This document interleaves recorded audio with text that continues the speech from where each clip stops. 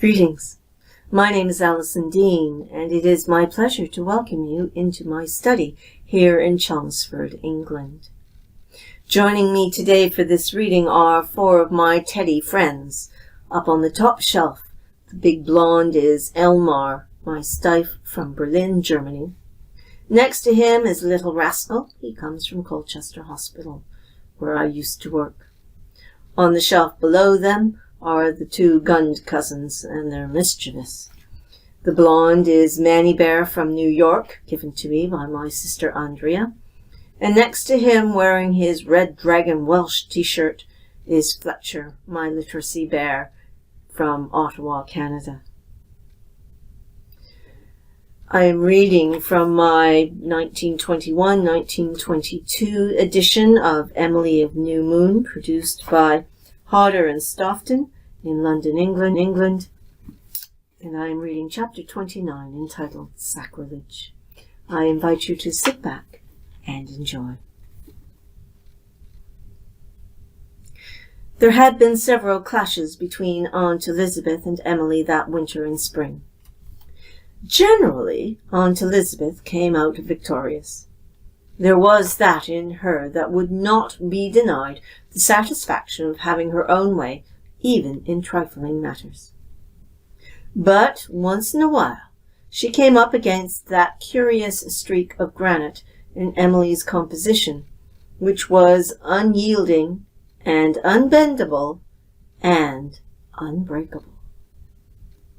Mary Murray, of 100 years agone, had been, so family chronicle ran, a gentle and submissive creature generally. But she had that same streak in her, as her "Here I stay" abundantly testified. When Aunt Elizabeth tried conclusions with that element, in Emily she always got the worst of it. Yet she did not learn wisdom therefrom, but pursued her policy of repression all the more rigorously. For it occasionally came home to her, as Laura let down tucks, that Emily was on the verge of beginning to grow up, and that various breakers and reefs loomed ahead, ominously magnified in the midst of unseen years. Emily must not be allowed to get out of hand now, lest later on she make shipwreck as her mother had done, or as Elizabeth Murray firmly believed she had done. There were, in short, to be no more elopements from New Moon. One of the things they fell out about was the fact that Emily, as Aunt Elizabeth discovered one day, was in the habit of using more of her egg money to buy paper than Aunt Elizabeth approved of. What did Emily do with so much paper? They had a fuss over this, and eventually Aunt Elizabeth discovered that Emily was writing stories. Emily had been writing stories all winter under Aunt Elizabeth's very nose, and Aunt Elizabeth had never suspected it. She had fondly supposed that Emily was writing school compositions. Aunt Elizabeth knew in a vague way that Emily wrote silly rhymes, which she called poetry. But this did not worry her especially. Jimmy made up a lot of similar trash. It was foolish and harmless, and Emily would doubtless outgrow it. Jimmy had not outgrown it, to be sure, but then his accident. Elizabeth always went a little sick in soul when she remembered it, had made him more or less a child for life. But writing stories was a different thing, and Aunt Elizabeth was horrified. To read fiction was bad enough, but to write it infinitely worse. Elizabeth Murray had been trained up in this belief in her youth, and in her age she had not departed from it. She honestly thought that it was a wicked and sinful thing in anyone to play cards, dance, go to the theatre, read or write novels, and in Emily's case there was a far worse feature. It was the star coming out in her. Douglas' star especially. No Murray of New Moon had ever been guilty of writing stories, or of ever wanting to write them. It was an alien growth that must be pruned off ruthlessly.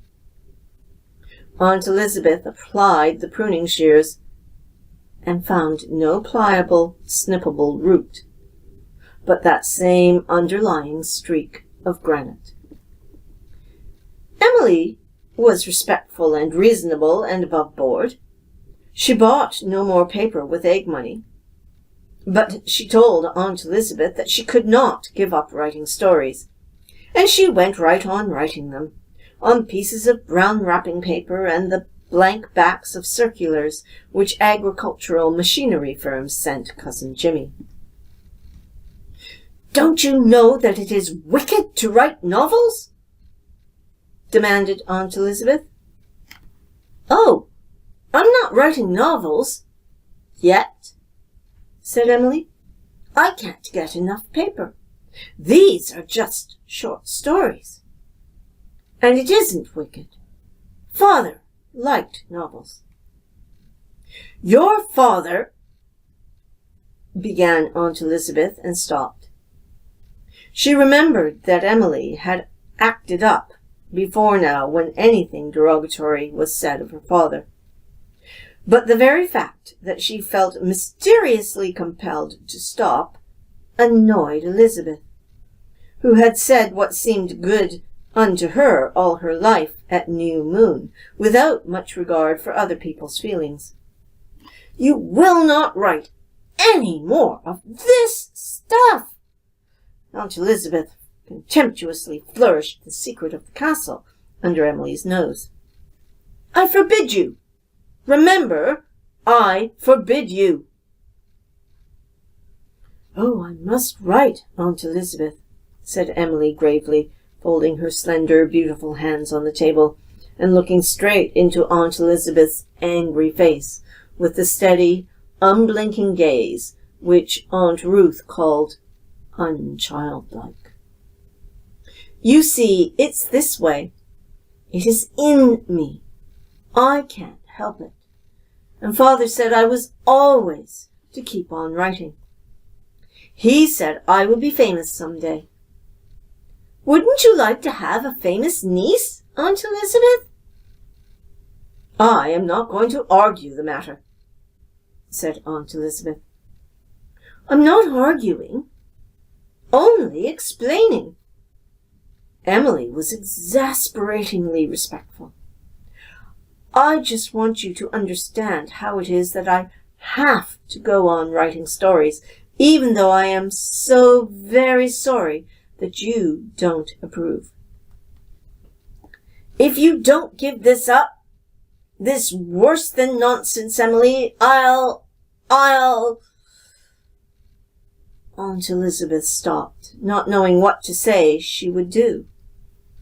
Emily was too big now to be slapped or shut up, and it was no use to say, as she was tempted to, "I'll send you away from New Moon," because Elizabeth Murray knew perfectly well she would not send Emily away from New Moon, could not send her away indeed, though this knowledge was as yet only in her feelings, and had not been translated into her intellect.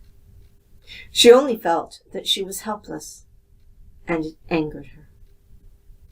But Emily was mistress of the situation, and calmly went on writing stories. If Aunt Elizabeth had asked her to give up crocheting lace, or making molasses toffee, or eating Aunt Laura's delicious drop cookies, Emily would have done so wholly and cheerfully, though she loved these things. But to give up writing stories? Why, Aunt Elizabeth might as well have asked her to give up breathing. Why couldn't she understand? It seemed so simple and indisputable to Emily. Teddy can't help making pictures, and Ilsa can't help reciting, and I can't help writing. Don't you see, Aunt Elizabeth? I see that you are an ungrateful and disobedient child, said Aunt Elizabeth. This hurt Emily horribly, but she could not give in, and there continued to be a sense of soreness and disapproval between her and Aunt Elizabeth in all the little details of daily life that poisoned existence more or less for the child, who was so keenly sensitive to her environment and to the feelings with which her kindred regarded her. Emily felt it all the time, except when she was writing her stories. Then she forgot everything, roaming in some enchanted country between the sun and the moon, where she saw wonderful beings whom she tried to describe and wonderful deeds which she tried to record, coming back to the candle-lit kitchen with a somewhat dazed sense of having been years in no man's land. She did not even have Aunt Laura to back her up in the matter. Aunt Laura thought Emily ought to yield in such an unimportant matter and to please Aunt Elizabeth. But it's not unimportant, said Emily despairingly. It's the most important thing in the world to me, Aunt Laura. Oh, I thought you would understand. I understand that you like to do it, dear, and I think it's a harmless enough amusement. But it seems to annoy Elizabeth some way, and I do think you might give it up on that account. It is not as if it was anything that mattered much. It is really a waste of time. No, no, said distressed Emily. Why, some day, Aunt Laura, I'll write real books and make lots of money, she added, sensing that the businesslike Murrays measured the nature of most things on a cash basis. Aunt Laura smiled indulgently. I'm afraid you'll never grow rich that way, dear. It would be wiser to employ your time preparing yourself for some useful work. It was maddening to be condescended to like this. Maddening that no one could see that she had to write. Maddening to have Aunt Laura so sweet and loving and stupid about it. Oh, thought Emily bitterly, if that hateful Enterprise editor had printed my piece, they'd have believed then. At any rate, advised Aunt Laura, don't let Elizabeth see you writing them. But somehow Emily could not take this prudent advice. There had been occasions when she had connived with Aunt Laura to hoodwink Aunt Elizabeth on some little matter, but she found she could not do it in this. This had to be open and above board. She must write stories, and Aunt Elizabeth must know it. That was the way it had to be. She could not be false to herself in this. She could not pretend to be false. She wrote her father all about it, poured out her bitterness and perplexity to him in what, though she did not suspect it at the time, was the last letter she was to write him. There was a large bundle of letters by now on the old sofa shelf in the garret, for Emily had written many letters to her father besides those which have been chronicled in this history. There were a great many paragraphs about Aunt Elizabeth in them, most of them very uncomplimentary, and some of them, as Emily herself would have owned when her first bitterness was past, overdrawn and exaggerated. They had been written in moments when her hurt and angry soul demanded some outlet for its emotion and barbed her pen with venom. Emily was mistress of a subtly malicious style when she chose to be. After she had written them, the hurt had ceased, and she thought no more about them. But they remained. And one spring day, Aunt Elizabeth, house-cleaning in the garret, while Emily played happily with Teddy at the tansy patch, found the bundle of letters on the sofa shelf, sat down, and read them all. Elizabeth Murray would never have read any writing belonging to a grown person. But it never occurred to her that there was anything dishonourable in reading the letters wherein Emily, lonely and sometimes misunderstood, had poured out her heart to the father she had loved, and been loved by so passionately and understandingly. Aunt Elizabeth thought she had a right to know everything that this pensioner on her bounty did, said, or thought. She read the letters. She found out what Emily thought of her. Of her, Elizabeth Murray, autocrat unchallenged, to whom no one had ever dared to say anything uncomplimentary. Such an experience is no pleasanter at 60 than at 16. As Elizabeth Murray folded up the last letter, her hands trembled with anger and something underneath it that was not anger. "Emily, your Aunt Elizabeth wants to see you in the parlour," said Aunt Laura when Emily returned from the tansy patch, driven home by the thin grey rain that had begun to drift over the greening fields. Her tone, her sorrowful look, warned Emily that mischief was in the wind. Emily had no idea what mischief.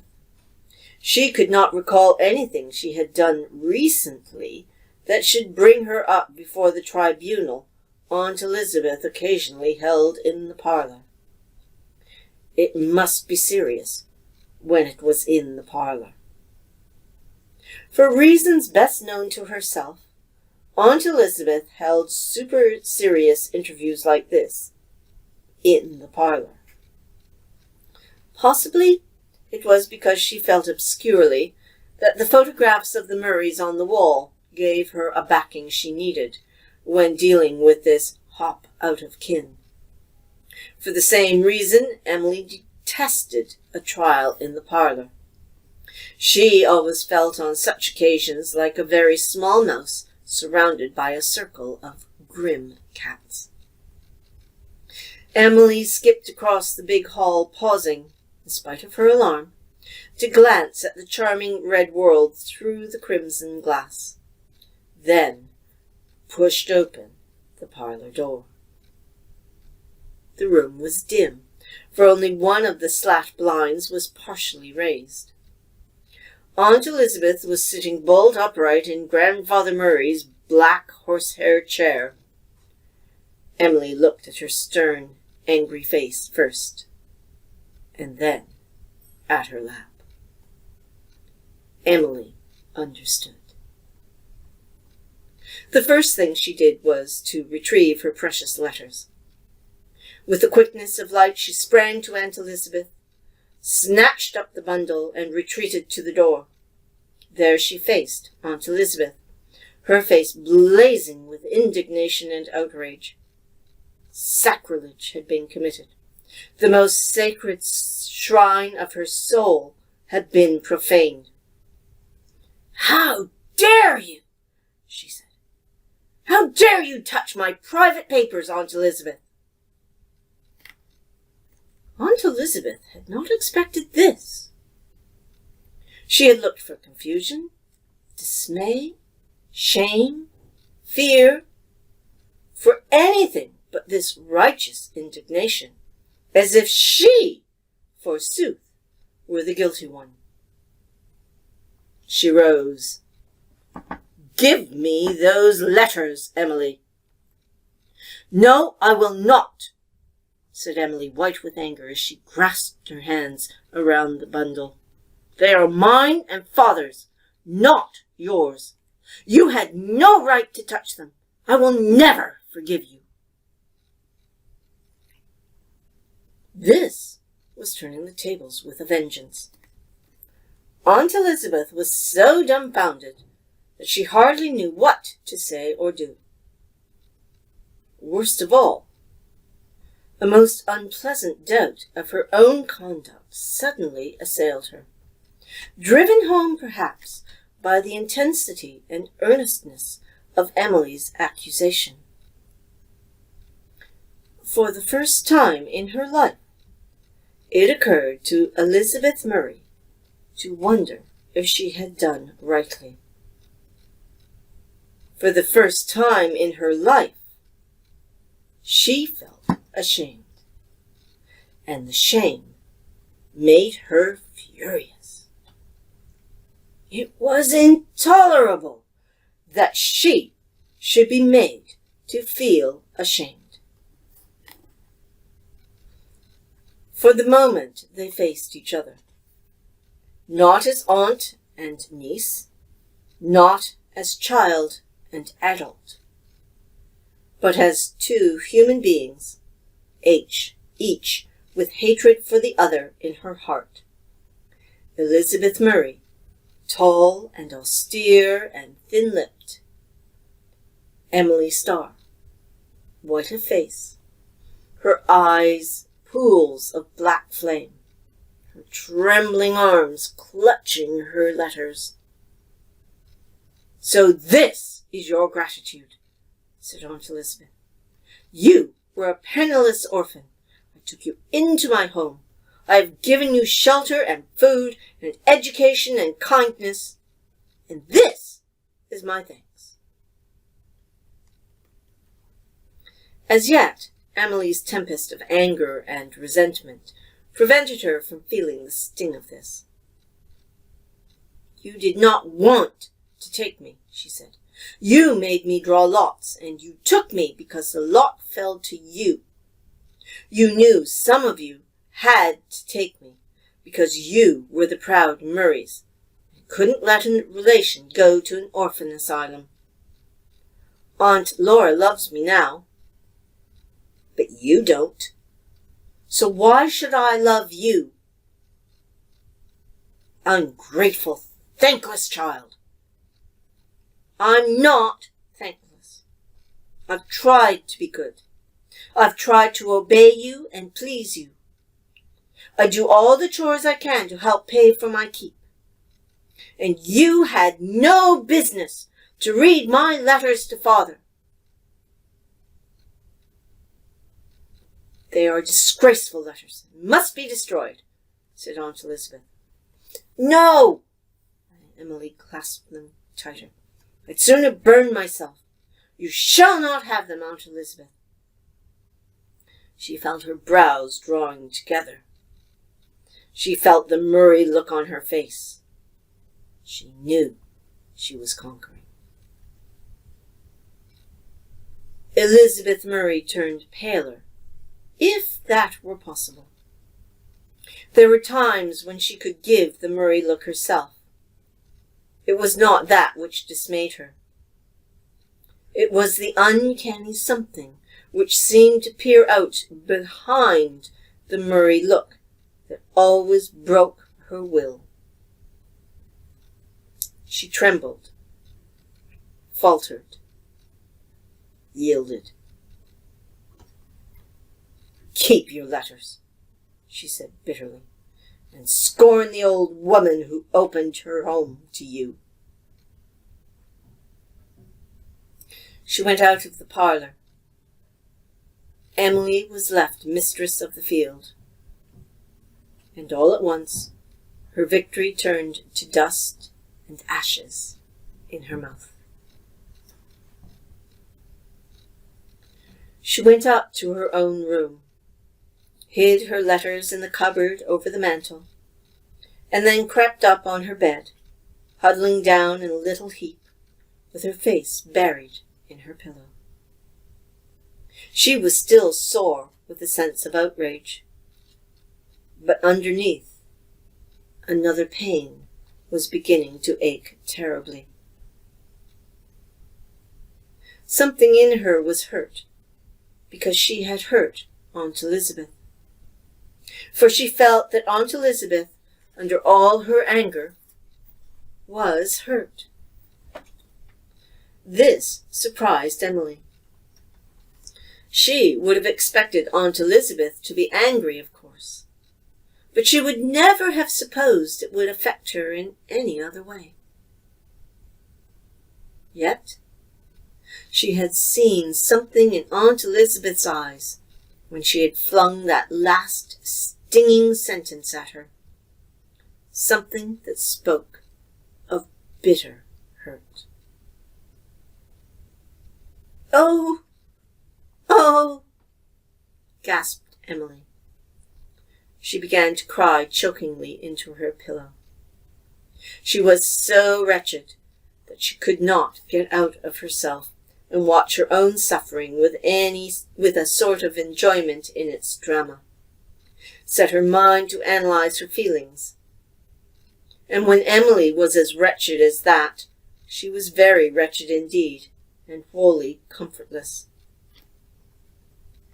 Aunt Elizabeth would not keep her at New Moon after a poisonous quarrel like this.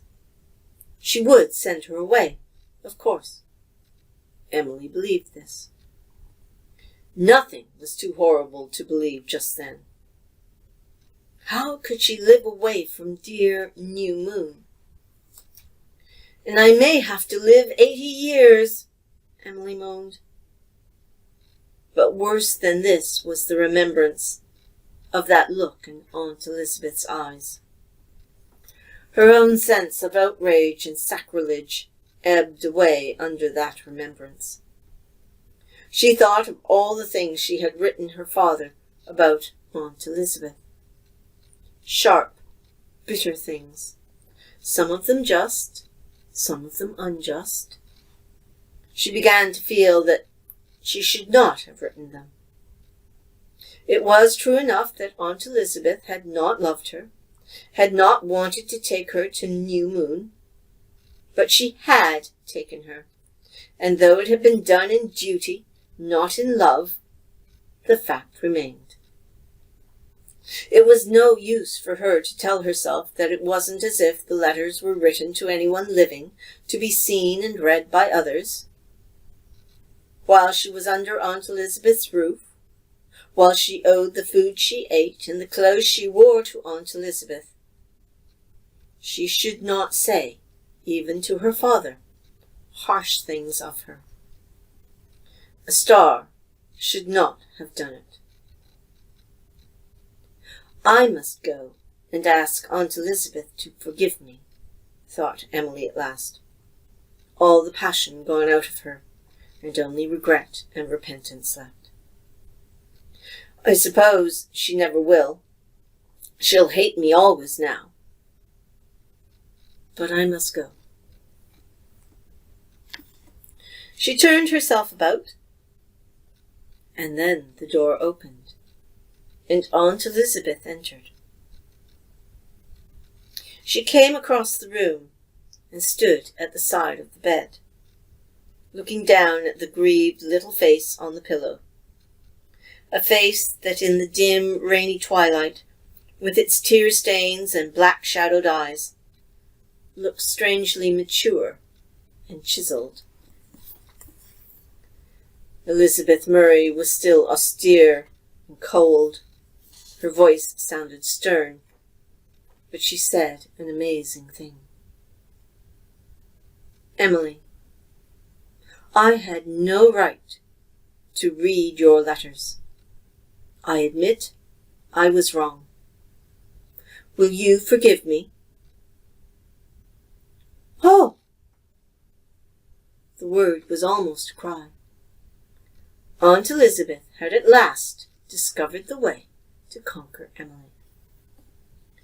The latter lifted herself up, flung her arms about Aunt Elizabeth, and said chokingly, "Oh, Aunt Elizabeth, I'm sorry. I shouldn't have written those things. But I wrote them when I was vexed, and I didn't mean them all. Truly, I didn't mean the worst of them. Oh, you'll believe that, won't you, Aunt Elizabeth? I'd like to believe it, Emily. An odd quiver passed through the tall, rigid frame.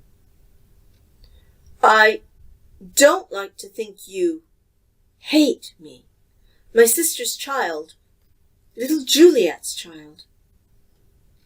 I don't. Oh, I don't, sobbed Emily. And I'll love you, Aunt Elizabeth, if you'll let me, if you want me to. I didn't think you cared. Dear Aunt Elizabeth. Emily gave Aunt Elizabeth a fierce hug and a passionate kiss on the white, fine, wrinkled cheek. Aunt Elizabeth kissed her gravely on the brow in return, and then said, as if closing the door on the whole instant, "You'd better wash your face and come down to supper." But there was something to be cleared up. "Aunt Elizabeth," whispered Emily, "I can't burn those letters, you know. They belong to Father. But I'll tell you what I will do. I'll go over them all and put a star by anything I said about you, and then I'll add an explanatory footnote saying that I was mistaken." Emily spent her spare time for several days putting in her explanatory footnotes, and then her conscience had rest. But when she again tried to write a letter to her father, she found that it no longer meant anything to her. The sense of reality, nearness, of close communion had gone. Perhaps she had been outgrowing it gradually, as childhood began to merge into girlhood. Perhaps the bitter scene with Aunt Elizabeth had only shaken into dust something out of which the spirit had already departed. But whatever the explanation, it was not possible to write such letters any more. She missed them terribly, but she could not go back to them. A certain door of life was shut behind her and could not be reopened. Here ends Chapter 29, Sacrilege, of Emily of New Moon. I hope you enjoyed it.